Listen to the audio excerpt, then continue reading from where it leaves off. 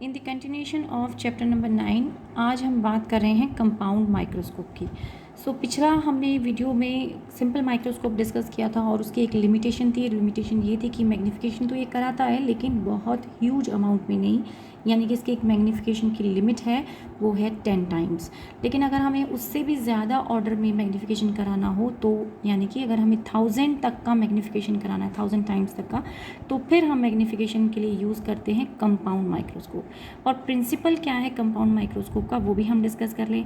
यहाँ हम क्या करेंगे, ऑब्जेक्ट को रखेंगे f और 2f के बीच में, जिसकी एक मैग्नीफाइड और रियल इमेज बन जाएगी on the other side of the lens. यानी हमने दो लेंस लेने हैं, एक ऑब्जेक्टिव बोलते हैं उसको, और एक को बोलते हैं हम आई पीस।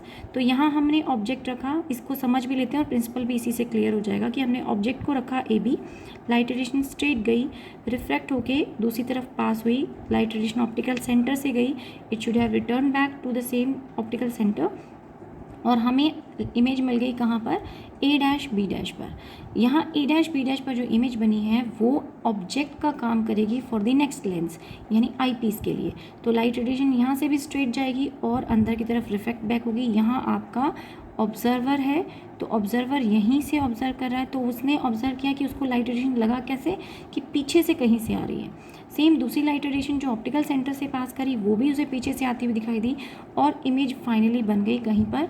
दो केसेस हो सकते हैं कि इमेज इन्फिनिटी पर बन सकती है या इमेज बन सकती है लीस्ट डिस्टिंक्ट विजन पर। तो यहाँ जो मैंने पहला डायग्राम शो किया है वो लीस्ट डिस्टिंक्ट विजन का है, तो यानी डी पे मैंने इमेज बना दिया। तो आपने एक इमेज बना दी है लीस्ट डिस्टिंक्ट विजन पर, तो ये हमारी ए डबल डैश और बी डबल डैश जो है वो हमारी फाइनल इमेज बनी है after facing the reflection from the objective and eyepiece, दोनों से रिफ्लेक्शन होने के बाद। अब हमारा मैग्नीफिकेशन का फॉर्मूला था, तो यही हमारा बेसिकली हमारा प्रिंसिपल जो है वो यही है, statement place between F N and 2f। तो फर्स्ट कन्वेक्स लेंस यानी कि objective of the small focal length will make a real inverted and magnified image is formed with the focal length on the other end behave as an object for the eyepiece. तो दूसरी side of focal length की दूसरी side वहाँ पर image बन जाती है और वो दूसरे के लिए यानी आई पीस के लिए एक ऑब्जेक्टिव की तरह बिहेव करती है। अब हमें ध्यान क्या रखना होता है कि ऑब्जेक्टिव कैसा होना चाहिए, वो स्मॉल अपर्चर का होना चाहिए, स्मॉल फोकल लेंथ का होना चाहिए एज कम्पेयर टू ई। तो आप यहाँ देख सकते हो कि हमने ऑब्जेक्टिव को आई पीस से छोटा बनाया है और इनफैक्ट इसकी फोकल लेंथ भी आई पीस के कंपैरेटिवली छोटी है। तो दोनों ही केसेस हमें ध्यान रखना है कि फोकल लेंथ भी छोटा होना चाहिए और अपर्चर भी छोटा होना चाहिए। Now coming to the definition of the magnification power की बात कर लेते हैं। तो मैग्नीफिकेशन की डेफिनेशन की बात करें तो this is the angle subtended by the final image eight I and the subtended by the object at I when placed at the least distinct vision. यानी जब हमने दोनों चीज़ों को लीस्ट डिस्टिंक्ट विजन पे रखा, कब इमेज को भी और ऑब्जेक्ट को भी, तो जो रेशो हमें मिलेगा वो रेशो, यही डेफिनेशन जो थी हम यूज़ कर रहे थे कहाँ पर, जब सिंपल माइक्रोस्कोप की बात की है। तो प्रीवियस वीडियो में सिंपल माइक्रोस्कोप डिस्कस हुआ था, वहाँ पर भी हमने कहा था it is the final image at the I, angle subtended by the final image at the eye at distinct vision, and the initial angle subtended by the object ने और इमेज ने कहाँ पर, कब, when placed at the least distinct vision, जब दोनों ही least distinct vision पे आए तब। तो अब यहाँ देखते हैं कि दोनों लीस्ट डिस्टिंक्ट विजन पे तो नहीं है, एक तो हमारा फाइनल इमेज यहाँ पर प्लेस था, यहाँ पर था, ये लीस्ट डिस्टिंक्ट विजन है, तो ये जो एंगल सबटेंड कर रहा है विच इज़ बीटा, तो that is clear. But alpha नहीं बन रहा, तो हम क्या करते हैं, हम ऑब्जेक्ट को पिक करते हैं इमेजिनरी और उसे हम यहाँ पर प्लेस कर देते हैं। ये वर्चुअली हमने प्लेस किया है, मतलब एक्चुअली में नहीं यहाँ पर प्लेस था ऑब्जेक्ट, बट हमने इसे यहाँ पर रख कर देखा कि ये कितना एंगल बनाता है आई पीस पे, और इसने जो एंगल बनाया that is called as alpha. तो फिर से मैं दोनों को कलर कर देती हूँ। So now I have coloured, तो दोनों ही एंगल्स आपको क्लियरली नज़र आ रहे होंगे। अल्फ़ा बनाया ऑब्जेक्ट ने, जब हमने ऑब्जेक्ट को यहाँ रखा, इमेज तो ऑटोमेटिकली वहीं बन रही थी डिस्टिंक्ट विजन पे, तो उसने जो एंगल सबटेंड किया वो बीटा। तो अब हम निकालेंगे इसकी डेफिनेशन, रादर इसका फॉर्मूला निकालेंगे फर्दर कि मैग्नीफिकेशन हम किस टर्म्स में निकाल सकते हैं। तो as we know magnification beta by alpha है, जिसको हम tangent of beta by tangent of alpha लिख सकते हैं। सो यहाँ हम फिगर में देखें, टेंजेंट बीटा जो एंगल बन रहा है वो ये बड़ा वाला ट्राइंगल भी बना रहा है, उसमें भी टेंजेंट बीटा ही है और स्मॉलर वन में भी बीटा ही है। बट अगर मैं ये वाला लेंस रेफरेंस में ले रही हूँ तो ऑब्जेक्ट को मैंने कहाँ प्लेस कर दिया था, इमेजिनरी यहाँ पर, टू फाइंड आउट अल्फ़ा। तो अल्फ़ा के लिए रेशो लेते हैं P A dash A double dash, जिसको हम बी ए भी बोल सकते हैं। तो let me write down one by one, और टेंजेंट बीटा के लिए ये छोटे वाला ट्राइंगल लेते हैं। तो let me write down smaller triangle लें तो ए dash B dash divided by this A dash E and this is A dash. And tangent alpha की बात करें तो P A double dash divided by A double dash E. Now P A double dash is equal to, यहाँ लिख देते हैं हम, P A double dash जो था वो आपका ए बी के बराबर है। कैसे? ये तो हमने ऑब्जेक्ट को ही यहाँ पर प्लेस किया है, तो this is equal to this, और यहाँ हमने छोटा वाला ट्राइंगल ले लिया है for the beta, so that कि हमारे पास A dash B dash by A B आ जाए। ये हम एक रिलेशनशिप, अभी मैं दूसरा जो ट्राइंगल एक और केस लूँगी तो उसमें क्लियर होगा, तो मैं ले रही हूँ अभी फिगर को हेल्प लेते हुए। Before taking the another triangle let me री राइट दिस। तो ये मैग्नीफिकेशन जो था जिसमें मैंने पी ए डैश को चेंज कर दिया है एज ए बी, तो उसको मैंने यहाँ पे सिर्फ दोबारा लिख दिया, यानी अब ए डबल डैश ऊपर चला गया और ए ई नीचे आ गया, तो this is the new adjustment. Now we need to, अब ए ई फिगर में हमें पता है, जो हमें पता है फिगर से हेल्प लेते हैं। So let us see, A double dash E ये हमें मालूम है minus D, A dash E ये भी हमें पता है यू ई, यानी ये दोनों वैल्यू तो हमें पता है, but A dash B dash और ए बी हमें नहीं पता। तो first we need to change A dash B dash, यानी अब हम एक ट्राइंगल्स ले लें। कौन कौन सा? सो ये दोनों ट्राइंगल्स मैंने हाईलाइट करके शो कर दिए हैं। तो ये ट्राइंगल कौन सा? A dash B dash O and A B O. तो ट्राइंगल हमारे पास A dash B dash O and A B O. अब ये दोनों ट्राइंगल सिमिलर हैं क्योंकि ये एंगल 90 और ये दोनों कैसे हैं? Vertically. This and this angle is 90 and this vertically opposite. So similar हो गए तो हम सेम साइड रेशियो ले सकते हैं, यानी कि A dash B dash by A B को हम लिख सकते हैं this distance divided by this distance, यानी कि A dash O by A O. What is A dash O? वो है V not, and what is A O? वो है यू नॉट। तो हम यहाँ पे पुट करते हैं V not by U of nought, लेकिन यू नॉट नेगेटिव है, so you will get a negative relation.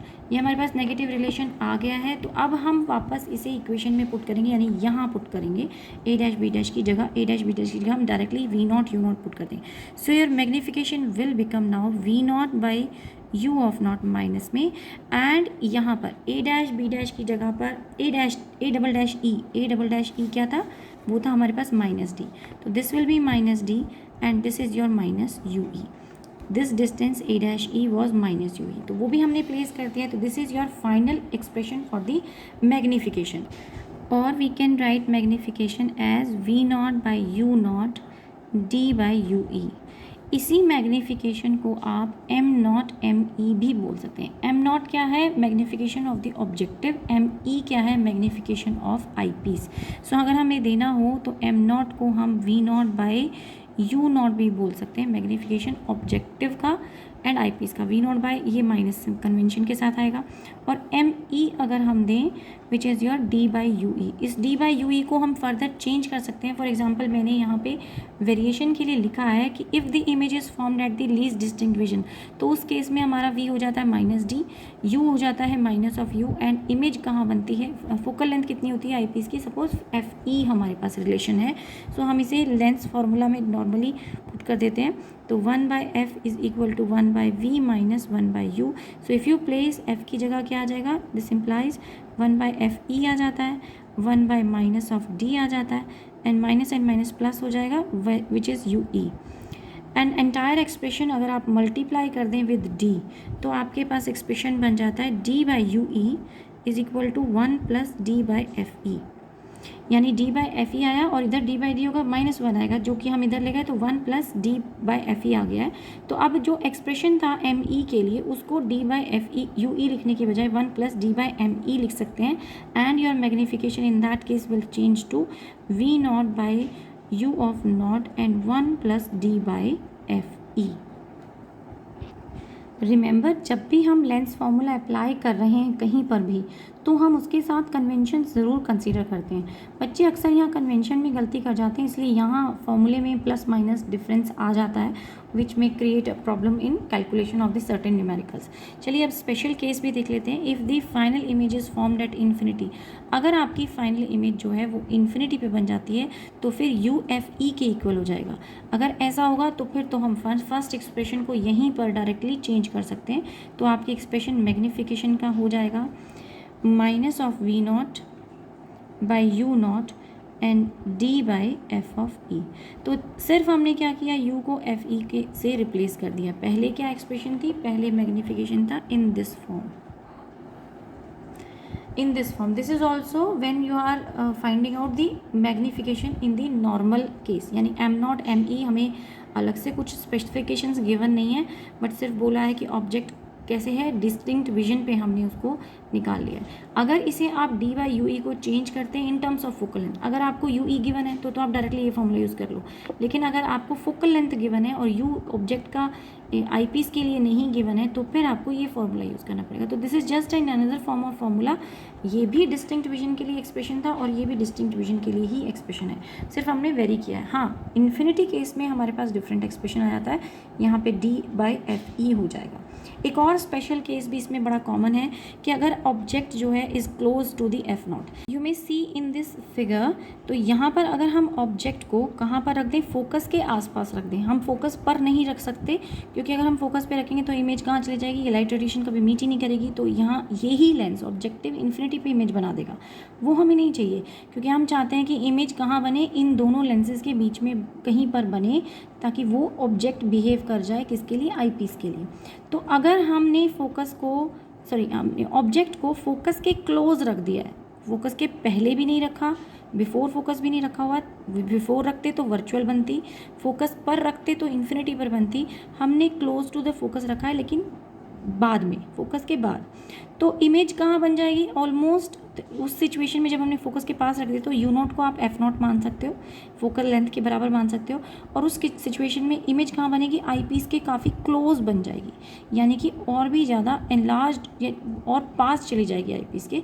तो उस सिचुएशन में आप वी नॉट को क्या कह सकते हो, लेंथ ऑफ दी ट्यूब कह सकते हैं। लेंथ किसकी, इन दोनों के बीच के डिस्टेंस को हम एल बोलते हैं, वो भी मैं मेंशन करती हूँ कि लेंथ किस केस में किसको बोलते हैं। So here I have taken that condition कि अगर क्लोज टू दी फोकस हो तो यू एफ नॉट के इक्वल हो जाएगा और वी किसके बराबर हो जाएगा, एल के इक्वल हो जाएगा, लेंथ ऑफ द ट्यूब के इक्वल हो जाएगा। तो अगर ऐसा होता है तो फिर then your magnification will change to, magnification will become minus L by F of nought, यानी यहाँ में मैंने वी नॉट को एल बना दिया है।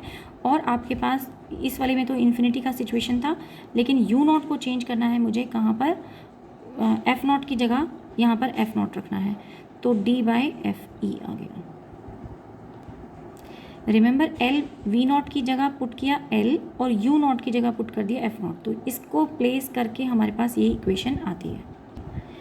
पर ये केस था तब जब कहाँ बन रही थी इमेज, इन्फिनिटी पर बन रही थी, लेकिन अगर वो लीस्ट डिस्टिंक्ट विजन पे बनेगी तो पहली वाली इक्वेशन आप यूज़ करें।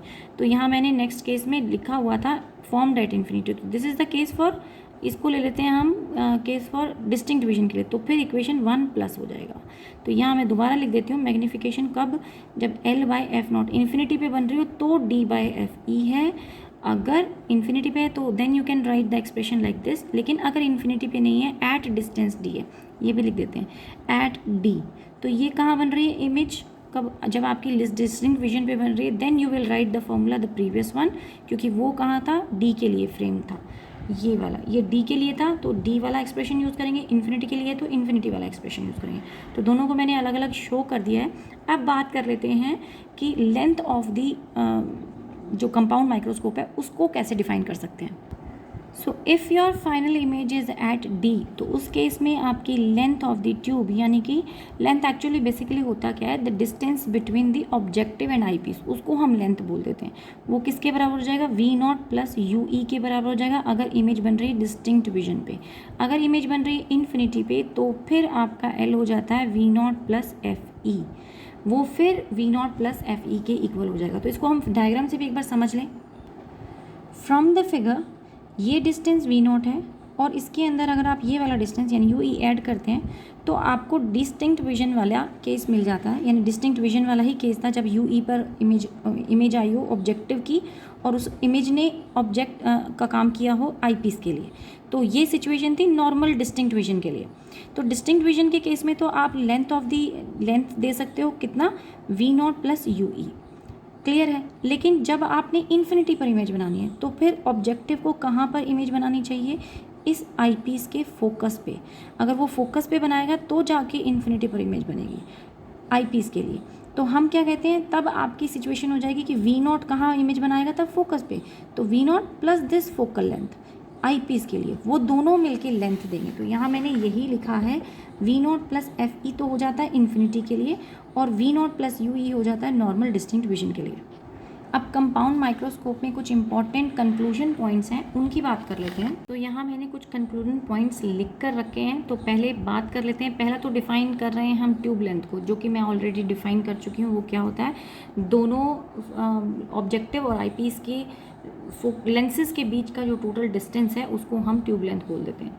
To achieve the large magnification, अगर हमें बहुत ज़्यादा अमाउंट में छोटे ऑब्जेक्ट को मैग्नीफाई करना है तो हमें आईपीस का और ऑब्जेक्टिव का दोनों का फोकल लेंथ बहुत छोटा रखना होगा।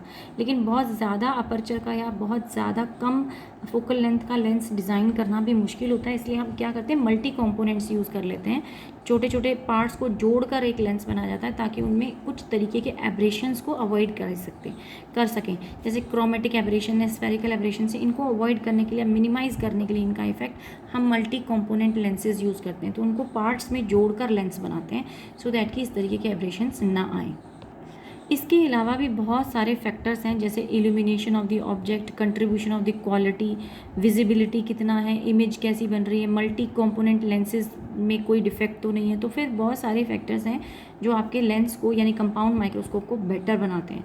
तो चलिए, एस्ट्रोनॉमिकल टेलीस्कोप हम नेक्स्ट क्लास में लेंगे, लेकिन आज हम ले रहे हैं इसी को कंटिन्यू करते हुए numerical of compound microscope.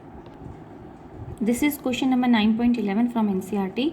Or a compound microscope consists of the objective lens of focal length 2 cm and the eyepiece of 6.2 cm. Focal length objective का दिया है, eyepiece का दिया है, and separated by distance of 15 cm. और उन दोनों के बीच का, ऑब्जेक्टिव और eyepiece के बीच का डिस्टेंस जो है वो हमें दे रखा है 15 cm. Now how far from the objective should an object be placed? Objective से कितना दूर यानी u नॉट हमें निकालना है। हम ऑब्जेक्ट को रखें to obtain the final image at least distinct vision 25 centimetre पे बनाने के लिए, और दूसरे पार्ट में पूछ रहा है अगर हमें इमेज बनानी हो इन्फिनिटी पर, तो what is the magnifying power of the microscope in each case, और दोनों ही केसेस में हमें मैग्नीफाइंग पावर भी बतानी है। तो पहले केस में आपको फोकल लेंथ मालूम है एंड दोनों लेंसेज के बीच का डिस्टेंस, ये टोटल डिस्टेंस हमें 15 सेंटीमीटर हमें मालूम है। This is given to you. Objective भी दे रखा है, मतलब हम इससे स्टार्ट करें, रिवर्स प्रोसेस से स्टार्ट करें, तो यहाँ पर हमें फाइनल जो इमेज है वो कहाँ बननी है, डिस्टिंक्ट विजन पे, कैपिटल डी पे बननी है। फाइनल डिस्टिंक्ट पहला केस लेते हैं, फर्स्ट केस ए। तो वी ई जो दे रखा है या वी जो हमें दे रखा है इमेज का, आईपीस से जो हमें फाइनल इमेज मिल रहा था वो डिस्टिंक्ट विजन पे बन रहा है और वो हो गया -25 सेंटीमीटर। सो हम सीधा सीधा फॉर्मूला लगाते हैं 1/VE - 1/UE is equal to 1/FE। इसे सॉल्व करोगे तो फोकल लेंथ आईपीस का पता है, डिस्टिंक्ट विजन की वैल्यू पता है, सॉल्व करेंगे तो you will get UE is equal to -5 centimetre. ये -5 आ गए, ये UE हमें पता चल गया, इन दोनों के बीच का डिस्टेंस भी पता है, तो इस UE को इसमें से घटा दें तो आपको इधर का डिस्टेंस यानी V नॉट पता चल जाएगा। तो therefore V nought is equal to 15 में से आपने 5 को, डिस्टेंस को, मैग्नीट्यूड को सब्ट्रैक्ट कर दिया है, क्योंकि आपके पास लेंथ का फॉर्मूला होता है। लेंथ का फॉर्मूला मैं फिर भी यहाँ लिख देती हूँ। लेंथ क्या होता है, V नॉट, ये V not plus U not होता है, इन सब का मॉड, मैग्नीट्यूड, इनमें हम साइन नहीं लेते, तो हमने UE था ये, sorry, UE plus V not, इन दोनों का सम टोटल L के बराबर होता है। L आपको गिवन है 15 और UE आपका निकल गया 5, तो यहाँ पे पुट कर दिया, सब्ट्रैक्ट किया, आपके पास आ गया 10 सेंटीमीटर। नाउ दूसरे केस के लिए भी आपके पास फोकल लेंथ भी आ गई और V नॉट भी आ गया, तो U नॉट आप निकाल सकते हैं जो कि आपको निकालना था। फॉर्मूला फिर से वही लेंस फॉर्मूला लगेगा, तो 1/V of not minus 1/F not is equal to 1/U not आ जाता है। सिंप्लीफाई करेंगे, you will get U not and that will be coming out to be -2.5 centimetre. Now next part में पूछ रहा है मैग्नीफिकेशन कितना होना चाहिए, तो ऑब्जेक्टिव निकाल दिया, कब, ये पहला पार्ट निकाला है हमने पार्ट जब डिस्टिंक्ट विजन पे बन रहा था। अब हम इन्फिनिटी का केस देख लेते हैं। Before that let we calculate the magnifying power in each case, तो इस केस की मैग्नीफाइंग पावर यहीं पर कैलकुलेट कर दें। मैग्नीफाइंग पावर का फॉर्मूला होता है M0 × ME, और वो कह सकते हैं आप V0 by u of not 1 plus D by F ई। ये कब था ये फॉर्मूला? जब हम एट डिस्टिंक्ट विजन डी बना रहे हैं, तो फॉर्मूला वही यूज़ किया जो डिस्टिंक्ट विजन का था, वही हमने यहाँ पे प्लेस करनी है सारी वैल्यूज़। ये 25 सेंटीमीटर हमें पता है, 6.25 गिवन था। वी नॉट अब हम कैलकुलेट कर चुके हो 10, और u भी आपका कैलकुलेट हो चुका है, u nought that is equal 2.5। ये सारी वैल्यूज़ आप यहाँ पुट करेंगे and you will get the answer as magnification 20। तो मैंने डायरेक्टली लिख दिया, यू कैन ट्राई। b कहता है कि जब आपकी इमेज कहाँ बन रही हो? इन्फिनिटी पर, तो उस केस में तो वी ई आपका क्या हो जाना चाहिए? इन्फिनिटी हो जाना चाहिए। एफ ई हमें गिवन है, फॉर्मूला यही लगेगा, और जब हम इसे में फॉर्मूला लगाते हैं, फॉर्मूला लगा देते हैं 1 बाई वी ई वी। अब हमें निकालना क्या था? पहले तो ये इन्फिनिटी वाला केस निकाल लेते हैं।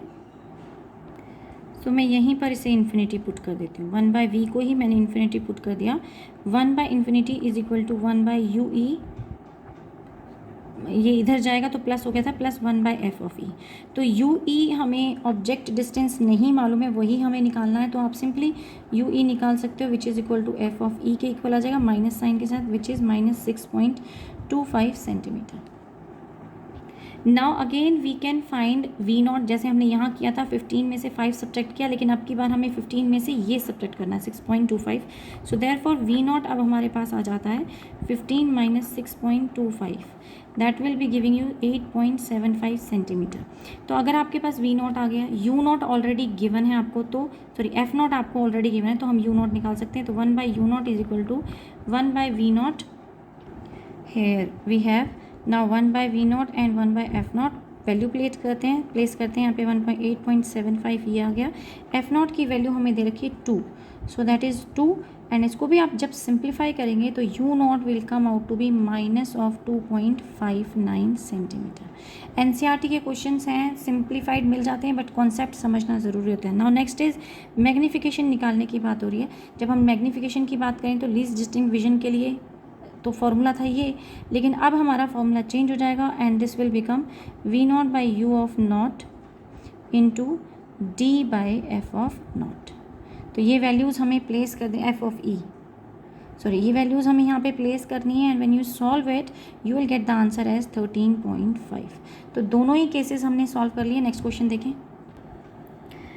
Now is this question, a person with a normal near point using a compound microscope with an objective of focal length 8 mm and the eyepiece of focal length 2.5 cm can bring an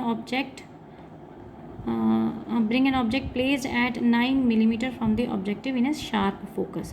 तो यानी कह रहा है कि near normal point था वो 25 centimetre था, compound microscope use किया, ऑब्जेक्टिव का फोकल लेंथ 8 मिलीमीटर है, आईपीस का फोकल लेंथ 2.5 मिलीमीटर है। ये भी मैं लिख देती हूँ, ऑब्जेक्टिव को तो मैंने लिखा है दैट इज़ मिलीमीटर, तो इसको मैंने चेंज कर लिया, it's in centimetre now. So 8 millimetre दिया था, 0.8 सेंटीमीटर कर लिया है, एंड फोकल लेंथ जो है आईपीस का वो भी लिखते हैं हम। तो आईपीस का फोकल लेंथ है 2.5 centimetre. Can bring an object at 9 millimetre, तो 9 मिलीमीटर पे ऑब्जेक्ट था, इसको भी मैंने चेंज कर दिया, 0.9 सेंटीमीटर कर लिया है, from the objective in a sharp focus. तो अगर 9 सेंटीमीटर पे 0.9 सेंटीमीटर पे कोई ऑब्जेक्ट रखा है तो वो शार्प फोकस पे आ जाएगा।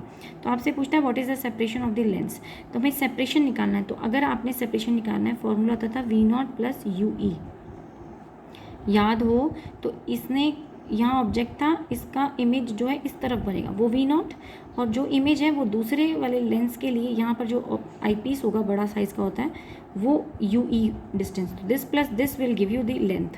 तो वो मैंने यहाँ पे लिखा है, लेकिन मेरे पास क्या नहीं है, मेरे पास वी नॉट नहीं है इस इक्वेशन में। तो पहले हम वी नॉट फाइंड करेंगे, उसको यहाँ पुट करेंगे, then you will be able to calculate. तो फॉर्मूला लगा देते हैं सीधा, वी नॉट माइनस में 1 by U nought is equal to 1 by F of nought. तो क्या हमारे पास यू नॉट भी है, एफ नॉट भी है, दोनों को प्लेस करते हैं, तो दिस इम्प्लाइज, ये सिंपली आप कैलकुलेशन कर सकते हो, वी नॉट हमारा 7.2 सेंटीमीटर आ जाता है। तो वी नॉट हमारे पास आ गया। What is the separation of the lens, अब हमारे पास क्या नहीं है, यू ई भी हमारे पास नहीं है, तो आई पीस भी हमें नहीं, के लिए भी हमें यू की भी डिस्टेंस नहीं पता, तो यू भी निकाल लेते हैं, वी नॉट तो निकल गया। तो फिर से फॉर्मूला वही लगेगा फॉर यू ई, तो 1 बाई यू ई जो हो जाएगा वो 1 by V E minus 1 by F ई हो जाएगा। तो 1 बाई यू ई, तो एफ ई तो आपको गिवन है, और वी ई क्या हो जाता है, क्योंकि इमेज कहाँ बननी चाहिए, डिस्टिंक्ट विजन पे, which is equal to 25 centimetre.